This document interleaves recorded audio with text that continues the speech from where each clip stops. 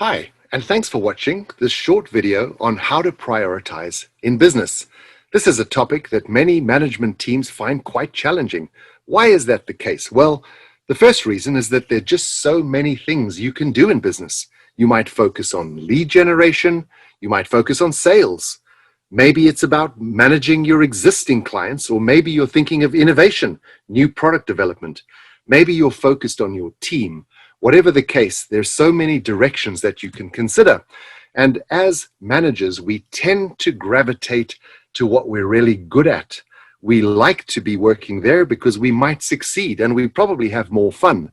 The trouble is that's not necessarily the best thing for the businesses in which we operate. So the other thing we have to be clear on is exactly the long-term vision for our business. Where are we trying to go? What's the purpose?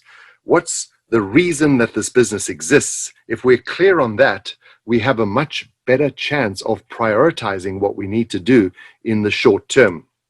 And finally, this can be challenging because we don't have much time to think about this stuff. For one thing, we've got emails to send, we've got meetings to attend, we've got phone calls to make. There's not a lot of time to think about the longer term strategy and the prioritization in our business.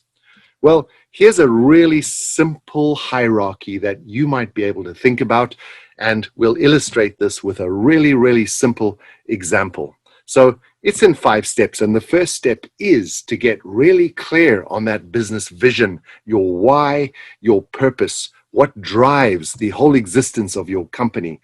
And in this case, let's pick a really simple one. This business has decided we want to achieve market leadership. We want to make more sales in our industry than anyone else. Okay, that's pretty simple and pretty clear. So what then are the critical factors which will help us achieve that vision that's been defined?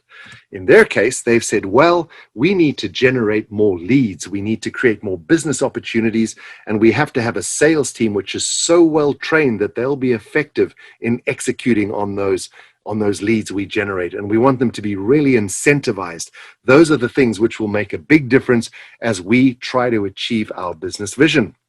Okay, let's break that down a little further into activities or projects or tasks. This is much more specific, and we could make a list of things. In this case, it could be around marketing communication. Perhaps their website needs to be rebuilt, or there's particular marketing campaigns which will help them to generate those leads. Maybe they have to engage a sales trainer to make their sales team more effective.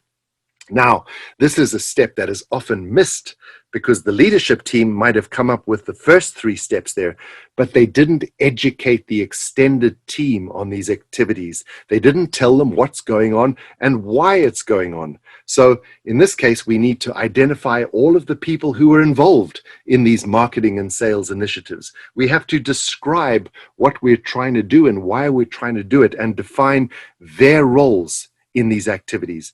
That's when you'll get buy-in and people will support the general direction. And finally, how will we know if we succeed? We'll know because we measure performance.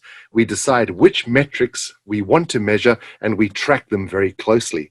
Pretty simple in this case. How many leads did we generate? How many sales did we make? And what's our market share? Did we get closer to that vision of achieving market leadership?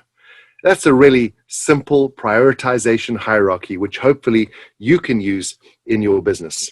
Thanks for watching, and please watch our future videos.